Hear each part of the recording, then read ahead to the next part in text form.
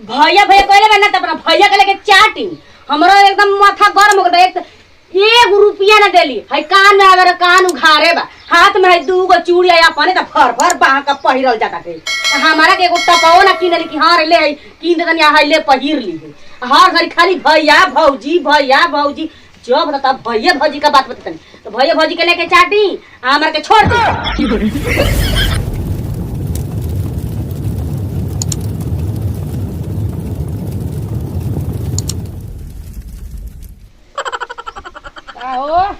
का हो भाई अब तक ले वाला फेड़ा निकनी के बैठ के रगड़ा तला टाइम नहीं खे भइल क्या करबो तन तबियते गड़बड़ा गइल बा। तबियत तार तो हर घड़ी गड़बड़ाइले रहेला। साल पात का दिन है कटिया बिनिया का दिन आइल एगो बात है फनैले में खाली बहरे का कोता बाहरा जाए को होता बाहरा जाए के। हां अरे खेती बाड़ी इतना फैला दिल बन सब बाहर का करे जाता हो। अब के जानी तेही 6 महीना का आया था ना चैत का गहन का कटिया तेही वो फरार हो जाता। तो तू का कलू तू को के समझाए भर नहीं खे चल के अब तू समझावा। ओह नो तू ही चल के समझावा हम का कर सकतनी। तू तो एकदम परेशान कर देले बा भाई ऐसने बटला ही बा ना कि हमार तो कुछ बुझाते नहीं कि कटिया का समय आइल बा 2-4 बीघा बा बिटरुआ उटरुआ के दवा उवा के जाए के चाहिए ओके कमाई ओकर जौन मेहरारू बिया न उहे चढ़ौले दिया ऊ जवन कहतिया तौन ऊ सुनता। हाँ तो चलो के समझावा जब कटिया का टाइम आवता ना तब वो कहतिया कि जल्दी बेकर जा अब फट देना लेता ले डुमरिया बस फट दे बाहर लेके चल जा आ जाई कटिया जे बीती ते ही आ जाई। हाँ आ जाए वो बैठल खात बैठले दिया घर में का करे के बा। हम तो सोचनी कि देवरानी आ जाई तनी कनी का पकाई खियाई देही तो वो एकदम राज ढा के ध देले बिया। चल तू ही ना समझाइबा का हम बात समझाई हो कर तनिक बुझात नहीं थे यही से आदमी पढ़ल लिखल आदमी खोजे न बेटी पतो की रही तो घर परिवार के देखी इज्जत भाव से रही। हर घड़ी पैसा मांगत रहता कहाँ से दे तो हमनी के कहाँ ले पैसा दे जाओ वही तहा कमाता न तो अपने अथू रखले रहता न खेती बाड़ी कैसे को के आदमी अथू करता न। एगो देवर की चलो मुँह धो के आवत नहीं चलो। अरे भाई मुआवा धोवे देबू की चल ले वाला पेड़ एगो ई कवन होता को पेड़ लेके हेता को पेड़ लेके के धोवेला ई हेती को रहेला एक बिता कर रहेला ए छिउला उला मारे के काम न कर देला हो तू तो एकदम अपने जोते दू तब का करे ले निक के फेड़वे कबार न लो फेड़वा कबार के मुंह में लगाला साल भर धोवत रहियो। चल तू बहुत अथू करेलू तो आरा बुझाइए ना करला कि का करे के चाहिए। इनको नहीं भैया भाई पैसा उसे देना है तन मनी कहाँ देना है 1 रुपया यही से न कहता नहीं। हमर बतिया सुनते नहीं कि भैया भौजी मैं आदमी के लेके चलता नहीं हम बनाई बनम ना इनकी परी जाई ना तो कहीं रूम हम बतिया ले काम बढ़ियो बतिया ले। अच्छा हम चला बोजी के हम एला नौकर ना है बना हर घड़ी हम ही खियावत रही जब होता तब 1 रुपया देते नहीं खी। हाँ बड़की भौजी कुछ कहत ना ना भौजी का कहत रही कि बना खिया कि जबे तो तबे भागी तना पैसा होता था हम ही मालिक बन हम ही न लेही। सुनो हमार बात को ध्यान से सुनो उन लोग कितनो कुछ कहाँ जा लेकिन तू घर में चुपचाप लगाई रह ठीक बा काटे पीटे चल यहाँ जा धीरे से खाना ना बना के अपन रख लो और ओकर बाद हमार जल्दी बेगों की तैयारी करो हम जाई ठीक बा जाई लेकिन हमके व्यवस्था कर ले हम रहब हम ना जी एक में तो हम एकदम ना रहब। अरे तो ठीक है बात तोहरे जोगाड़ करना हम बानी क्या आखिर मान घरवा में रहल जी चाहे जना भैया कुछ कहो उनको से बड़ भाई हो तो उनको से पूछल जरूरी बा ना कि का होई का ना होई। भैया का तो जिंदगी भर बतिये मारत चलिए पूछे के का बारे में। हाँ पूछम ना हम इतना दिन बहुत पूछनी बहुत कह उनकर सुन बात चलनी अब हम उनकर बात ना सुनब ना उनकर बात हम बतियाई। हमारा ई बा कि हम एला नौकर ना है कि हर घड़ी पका खिया हमरो जीव जिया देखो जितना चलता होता नहीं चला ले चला।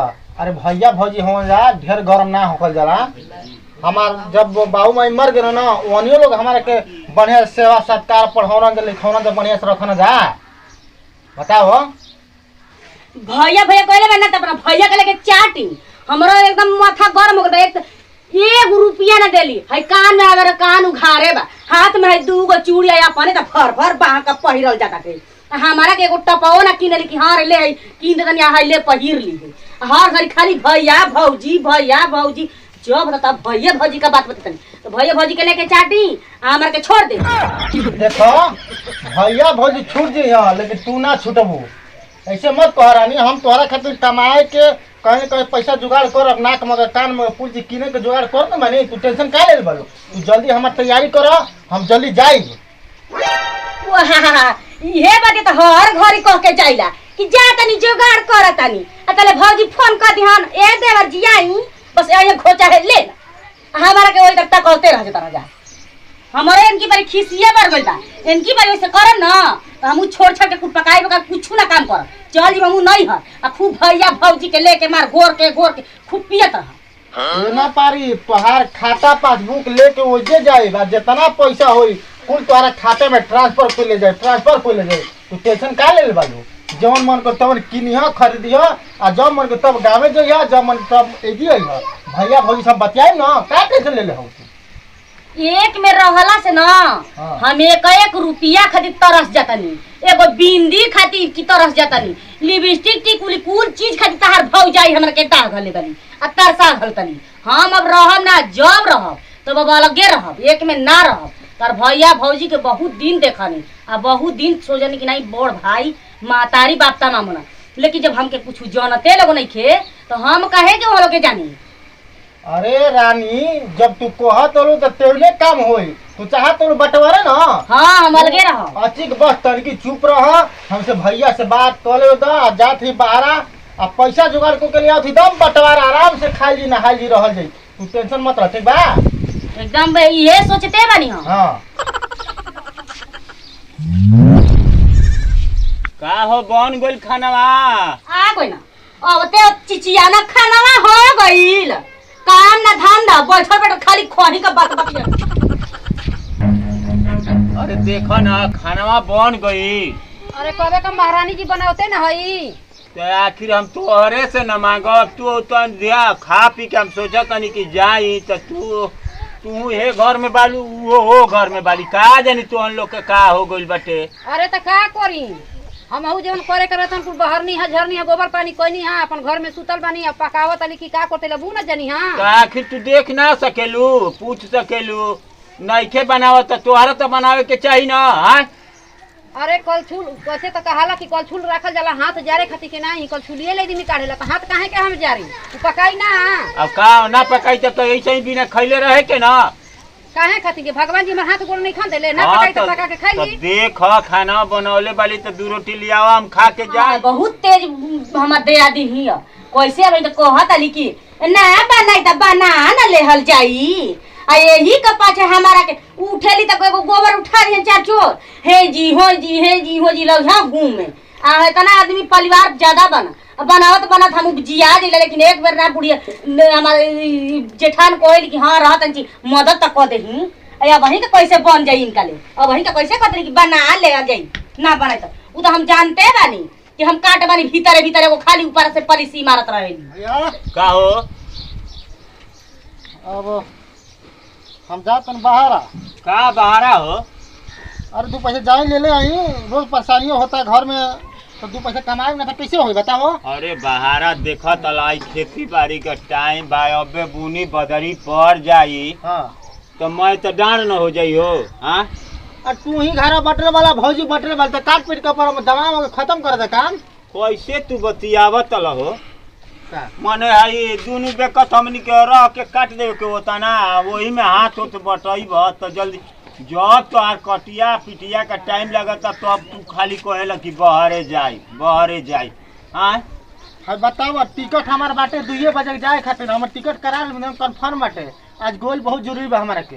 अब जौन जा जब अपने मन का कर तलसन तो जाओ कोर भैया हमारा के अब दोषी न दिए, ठीक ना? हाँ तो पैसा हमके चाहिए 2000 रुपया। अब हम कहाँ ले, तू घर जौन जैसे मन करते अपना मन का काम करबे तो जौन मन करे तो उनको हम कहाँ ले पैसा दी। अरे तो जात है बाहर कमाई कर ना, 2 पैसा कमाई तब ना घर परिवार चली। अरे आज नहीं तो 10 बरिस ले 100 रुपया भैया के दे ले वाला कमा के बताब कि भैया कहाँ ले दिया। ये तो तुम लोग खा पिया तल जा, हमनी के खेती बाड़ी कर तू तो मार खाए खियाओ तल ना कि खा के अगर ये टाइम हो ना गई कौन की हाला कोइले बनी 2000 रुपया मांग देला तो कौन ना दुनिया का दौलत मांग देना। हां हैं जहन 2 पैसा करी हन तबे ना गाड़िया के हार्वेस्टर का कटाई दिए कि कहां ले दिए। तब का तू घर में बैठ के निकनी का छनौरी छन आ हमनी का दुनु मर मेहर जाई जाओ जा करी जा खाई जा ना। अरे तो वही खातिर ने भेज दनी कि नहीं जाई 2 पैसा करब त गाड़िया के कटाई दिए जाई के काटी के करा ले कटिया अब कुछ ना बावन ले बेकार बात होता है। खाली ये बतियलु हो तो का बतियाई खाना बनाओ हो। भाई कटिया पिटिया का टाइम आइल बाटे ई हर घड़ी जब लागता काम तो बहरे जा घरवा में अनाज पानी रही तबे न तू करबू खइबू। हां ई कहतनी कि आपो घरवे बानी उहो घरवे बानी हमहू घरवे बानी। हां आ इहां के घरवे रह त कैसे घर का खर्चा चली। घरवा कहे के मकसद ई बा कि खेती बाड़ी होइल बा कटिया पिटिया बिटरुआ के ना बाहर भेज सकेलू। हम पूछ नहीं की जाना था गाड़ी भले ही काटी लेकिन के बाहर खेद तो गाड़िया के पैसा द। अरे तो वही खातिर ने भेजतनी कि नहीं जाइए त कद महीना कहत था ई जाई त भेजी तब गाड़ी गेहूं कटाई ना। हां तो तब का इतना जल्दी अब कटिया लगल बा मारा गुताइल बनी तब का फनाइल बालू निकनी का कटावा के त ना जाई तो तू ना कटिया करे काहे ना कटिया ना होला काहे ना करिया हो खाली हमने का दुनिया ना कर जाई आज यही कटिया का टाइम आवता ना कहीं बस कान में भर देतनी जल्दी चल जा भाग जा ना तब करिया हो जाइबा इहो करिया हो जी इहो करिया। हां त हम कौन पे जाए कहतनी। अरे तू चुप रह।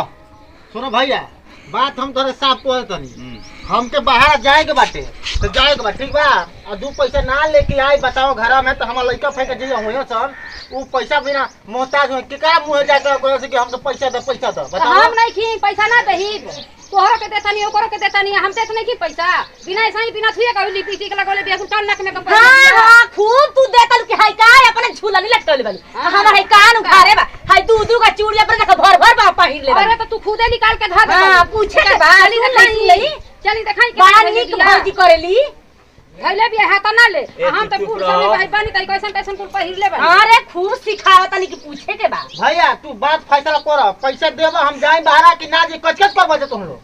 हमारा पास बचो पैसा वैसा नहीं है ठीक ना। अब हम कहतनी कि गेहूं कटुआ ले हां गेहूं 1-8 कुंटल बेच के तब जो बाहर पैसा निकल ना ना पैसा निकल ना कहत अरे हम की जकरा के दे कहीं ना ओकरा के जाके धमकी दी हो जेवन कहतिया ना नागिन बिया घर में एकदम पूछे के बा हम ही जवन कहतनी ते ओने होता हमारा कहला पर चलता तैसे होइबे ना कर। अरे खाना दाना बंद कर हाय हमर बेग व्यवस्था कर हम जाई। अरे जा नहीं भैया हम भौजी है आब ना भैया भौजी कहब ना भैया भौजी निक बना चले कि खाना दाना बंद कर। हां तो का करबा आखिर तू बात तो लाज शरम नहीं के लागत खेती को से हेते को कह दनिया कहत ले खाना दाना बंद कर।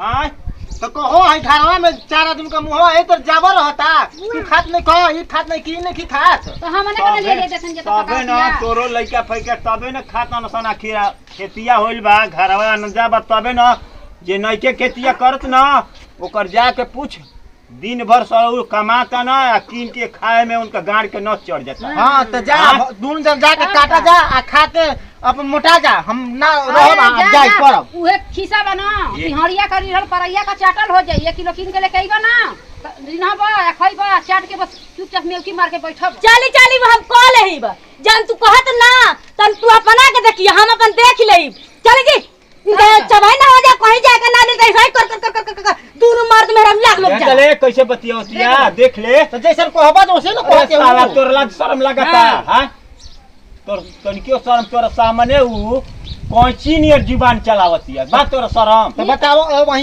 पैसा दे रहत ना भाई देती को तोरा के का डकैती को के लिया के सरू देही पैसा पैसा नहीं दे रखल दुनिया हां ले देही छोड़ जा दे रे अरे जा हां तो जाते ना बनी ऐसे ही तो करबे कर लू कहीं जाए कर लागल कर चबाई ना लग जाए। सुन आठना पिठा डाल देले बिया कुल निकाल के धो देले बिया बड़ा की पहिरावा तनी की पूछे के बा आवत नहीं खी अरे बैंक में जमा करा खूब बटोरला हां इतना दिन कमा के हम खियावत नहीं उठा के बैठा के अब कमाई ना तो बैंक में जमा करी है आ चाहे बक्सा में धरी है अब हम मांगे ना जाई ठीक ना।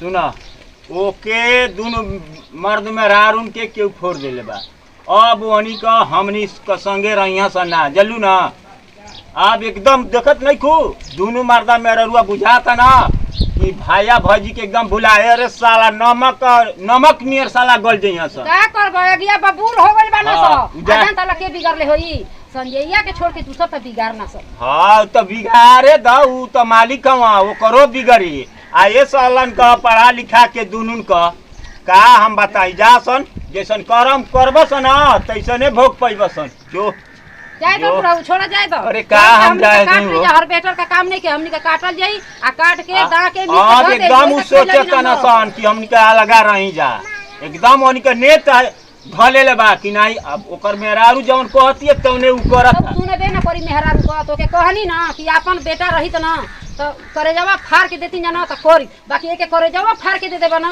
तो वही करे वाला नहीं के भाई है तो भाव के आ नहीं तो दाव के हो जाना चलू हम तो जानी कि हमारा औलादों से बढ़ के एगो भाई बा हम जानते रही कि एगो औलादे है ये से हम बोलू खाई ला कम पहनी ला ओढ़ी ला कम बाकी कहला हमार छोट एगो भाई बा ओके हर हमेशा ध्यान देला बाकी आज वो हमार भाई ना हमारा पेट पर लात मार के जाता के जाए दो लात मरले बना तो मारे दो करा के का करे के बा आ हाउ बाली बहू रानी तो बहू रानी खाली कान में भर देले बाली दूसरा का सुन के टोला महला को तो उनके भरे दा ए बबुआ ला बबुआ का हो प्रणाम भैया आराम तू अपना घरे धइले रह जौन हमनी पर बीता तब बीते दो का भैया कुछ हमरा से गलती हो गइल का काहे हमरा के ऐसे बोलत का?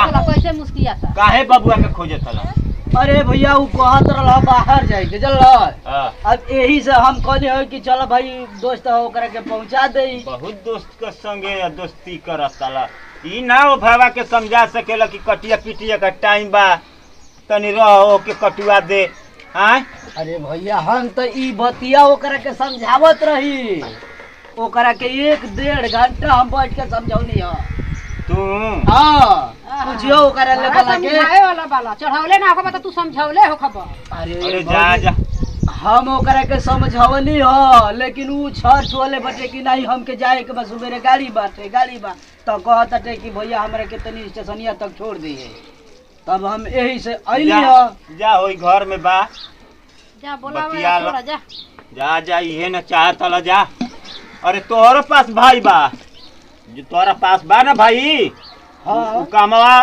तोर संगे करित ना ताज तोरो खरीद ठीक ना जौन हमनी के करेजा पर दाल दरता अब हमनी के आत्मा जानत होई तू समझावत ल दोनों मर्द मेरा रही जी बाजता न सन जौने मन को तब तौने ऊ बोलता हां ई कुल ना गांव घर में समझा सकेला कि नहीं बड़ भाई ह कैसे रहे के चाहिए कैसे बड़ भाई के संगे बात करे के चाहिए ई तो ना समझा सकेला जा का करबो भैया बात बा ओकरा के लो कि समझाओ तो हम थाक गइले बचपन का यार हो उ हमरा के कह देला सा कि भैया तनी हमरा के गड़िया धरा दे अब यही से हम आ गइनी हो अब जब तू लोग कहबो जा तो भैया जाई भागे आ न तो हम एजे ले चलब घर अब हमनी के भैया ओकरा बारे में ना बचवा बोले के जला ना अब का बोले के दोनों मर्द मेहरारू जौन कहे के ना तौन हमनी के कह देना सन कह उनके आत्मा में ई हो गइल बा कि लगा रह ऊ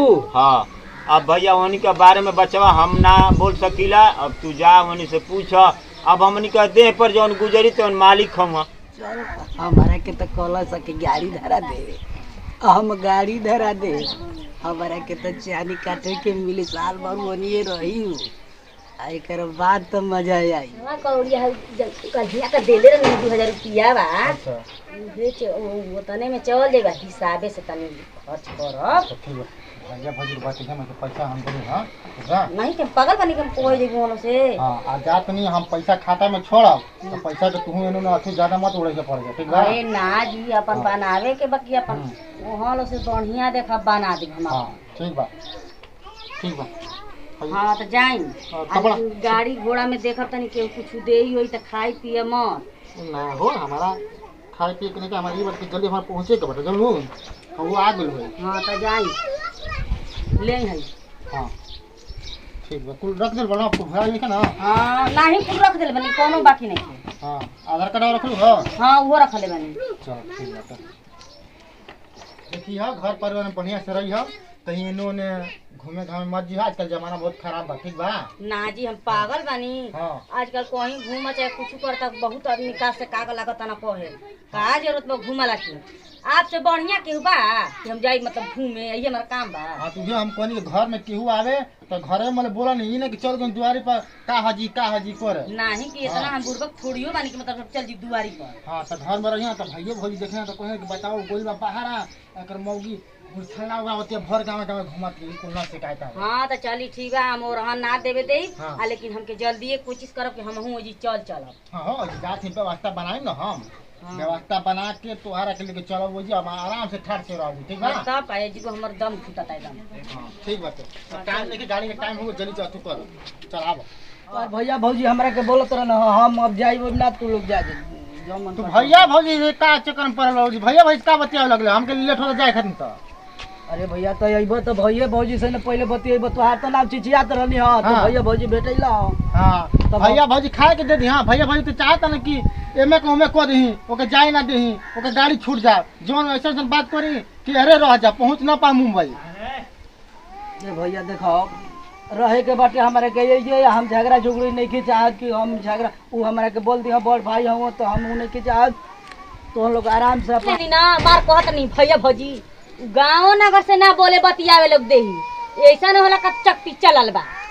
सुन लही कान से लौकता आँख से लौकता ना कान से सुनाता ना देख लही मार भैया भौजी करत रहनी हम। तू सही कहत हो, तू बस सबूर रख ओकरा बाद हम बस वही जुगाड़ में लागल बानी जोन तू चाहत हो तब होई।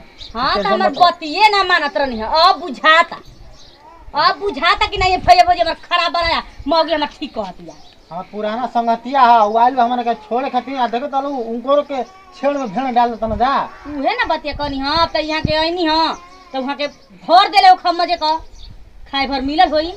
अच्छा ठीक बात जा तू घरे जा हम जाते नहीं स्टेशन ठीक बा। देख सरवन घर में आई है कोनो भी हमारे मौगी काम कही कुछ करे के धीरे से कह दिए देखिए भैया भौजी न जाना जा ठीक बा। पैसा कौड़ी कोनो चीज खाए पिए वाला कोनो चीज अगर होके तो बढ़िया से आके अपन लेन देन कर दिए भैया भौजी के ना मालूम होके। अरे ना मालूम होई बुबा हाँ, कहिए हाँ। मालूम कैसे होई। हाँ हम बदले बनी तो मालूम करना ठीक होई ठीक बा।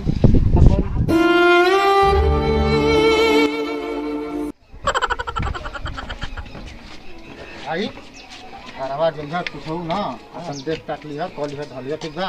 अरे बस मत पहले पिया ना हाँ खुदे संभाल ले हाँ तब हाँ तो देखी है भैया भौजी कोनो कोई बात जौन हम तोरा से तो अब भैया भौजी के पता ना चले। एकदम जल्दी आ जाई। हाँ हाँ तना तेज गाड़ी आई ना अभी बिया है जे।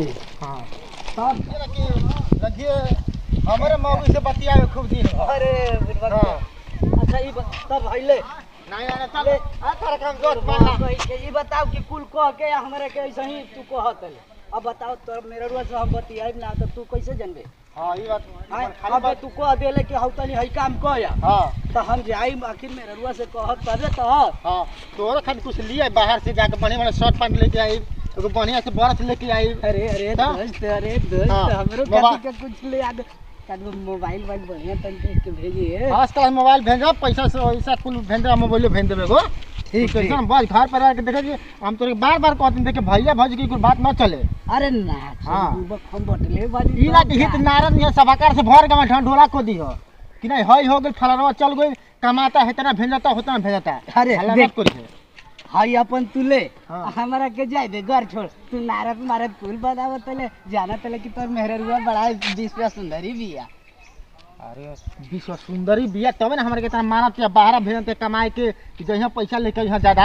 अरे ता बतावा तू ही बतिया को हतल कि हमें मेहरुआ ले हइसे से कही है हाँ। अब बतियाई है जन भैया कौना मुंह से बतियाई बना बतियाई पगलेटे हवा का हम जौन कहत त्योन मत बतिए कोई मत बढ़िया से रही है घर पर करो के देखिए अपन देखिए ऐसे वही में। अरे भैया एकदम तोहरे वाला हम करबे करब। हाँ तब चलो चलो जल्दी दे तो गड़िया छूट जी मत देते हरे रह जाए जी चल जल्दी चल छोड़ा धरा दे गड़ी हो। हाँ